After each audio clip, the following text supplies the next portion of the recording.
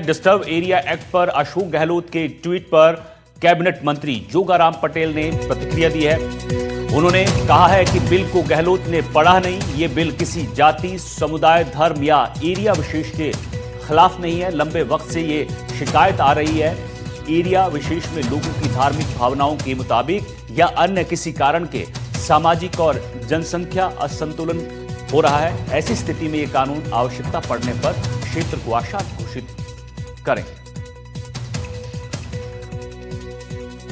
तो बड़ी खबर आपको बता रहे हैं, अशोक गहलोत ने ट्वीट किया था, अब उसके बाद कैबिनेट मंत्री जोगाराम पटेल हैं, उन्होंने पलटवार किया है और उन्होंने कहा है कि बिल को पूर्व मुख्यमंत्री अशोक गहलोत ने पढ़ा नहीं, ये बिल किसी जाति या समुदाय, धर्म या एरिया विशेष के खिलाफ नहीं है।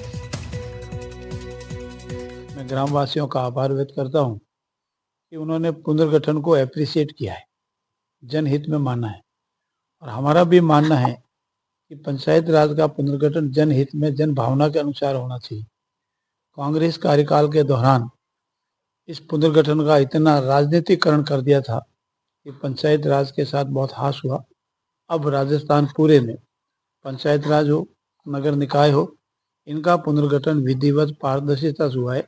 इसलिए हर दिन आपने देखा हुआ, जब भी मैं यहाँ आता हूँ, कोई न कोई गांव वाले अनेक संख्या में भारी यशस्वी भजनलाल जी का धन्यवाद अर्पित करने के लिए आते हैं कि उनका पुनर्गठन जो पंचायत राज का हुआ है जन भावना के अनुसार। हम सभी ग्रामवासी नंदवान और राजस्व गांव हिरकाटा के सभी बुजुर्ग यहाँ हैं। हमारी पहले जो रोडों की समस्या थी वो मंत्री साहब ने काम शुरू करवा दिया, उसके लिए सब धन्यवाद देना है। और हिरकाटा को अलग पंचायत में डाल दिया था और वो भी हमारी मांग थी, तो वो भी वापस नंदवान में रखा है। इसलिए सभी ग्रामवासी मंत्री साहब का तहे दिल से धन्यवाद ज्ञापित करने के लिए यहाँ के उनको धन्यवाद दिया है। तो आपको बता दें कि इससे पहले पूर्व मुख्यमंत्री अशोक गहलोत ने डिस्टर्ब एरिया एक्ट को लेकर बीजेपी पर हमला बोलते हुए ट्वीट किया था कि सरकार राज्य को अशांत घोषित करने पर तुली है। उन्होंने आगे लिखा कि सरकार का यह कदम राजस्थान को सांप्रदायिक प्रयोगशाला बनाने की कोशिश है और उसकी सोच का हम विरोध करेंगे। तो अब इस बिल को लेकर सत्ता पक्ष और विपक्ष आमने सामने है। पूर्व मुख्यमंत्री अशोक गहलोत सरकार पर हमलावर नजर आए और अब पलटवार भी सत्ता पक्ष की ओर से लगातार किया जा रहा है।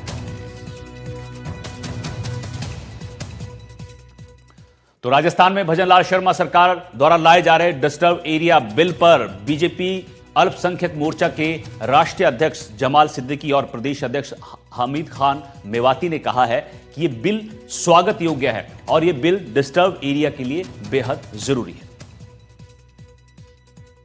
राजस्थान के विकास के लिए,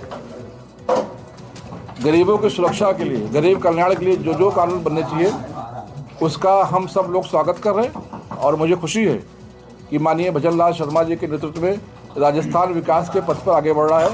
लोग इसको डिस्टर्ब करने की कोशिश कर रहे हैं, तो ऐसे डिस्टर्बेंस को जरूर रोका जाना चाहिए।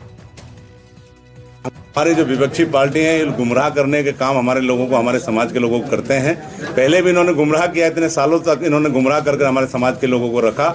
लेकिन अब युवा और जो हमारे बुजुर्ग है वो भी समझ चुके हैं, वो भी जागरूक हो चुके हैं। अब भारतीय जनता पार्टी की सरकार जब 2014 से देश के अंदर माननीय प्रधानमंत्री नरेंद्र मोदी जी के नेतृत्व में बनी है, उन्होंने जो जन कल्याणकारी योजनाएं चलाई है वो सभी समाजों के लिए चलाई है, 140 करोड़ हिंदुस्तानियों के लिए चलाई है। और राजस्थान के जो आदरणीय मुख्यमंत्री भजनलाल शर्मा जी वो 8 करोड़ राजस्थानियों की बात करते हैं, 3600 कौम की बात करते हैं। जिस तरह से वो जो योजनाएं चलाते हैं उसमें लाभ सबसे ज्यादा अगर आंकड़े निकाले जाएंगे तो अल्पसंख्यक समाज के लोगों को भारतीय जनता पार्टी की सरकारों के लाभ मिले हैं। और हमें उम्मीद है जिनको लाभ मिले वो तो जुड़ेंगी, उनके अलावा उनके परिवार को, उनके रिश्तेदारों को भी हम जोड़ने का पूरा प्रयास करेंगे। डिस्टर्ब एरिया एक्ट पर कांग्रेस विधायक दल के सचेतक ने कहा है कि यह बिल पूरी तरह से गलत है। कुछ मामलों को लेकर पूरे इलाके को सील नहीं कर सकते। वहीं कांग्रेस विधायक अमीन कागजी ने कहा कि यह बिल विधानसभा से कभी पास नहीं हो सकता है।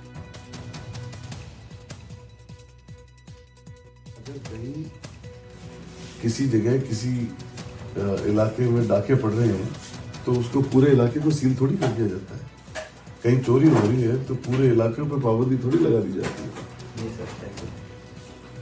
जब हम समाज में रहेंगे तो सब तरह की बातें समाज में होती है, हमें मजबूती के साथ फेस करना चाहिए और उनके सॉल्यूशन करना चाहिए। जो भी दोषी हो उसको सजा देनी चाहिए, वो किसी भी समुदाय का हो। उसमें किस बात का डर है?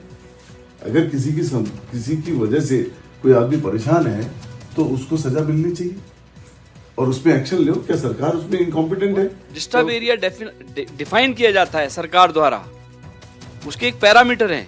दंगा क्षेत्र डिफाइन किया जाता है। ऐसे नहीं कर सकते कि एक दो आदमी लड़ लिए और दंगा क्षेत्र घोषित हो गया। विधानसभा में कई बिल सरकार ने वापस लिए हैं और मैं कह रहा हूँ आने दो सदन में। अभी तो एक्ट बनेगा, संविधान की किताब उठा के एक्ट बनाना पड़ेगा इनको। बात करेंगे, डिबेट करेंगे, कैसे पास करा लेंगे ये।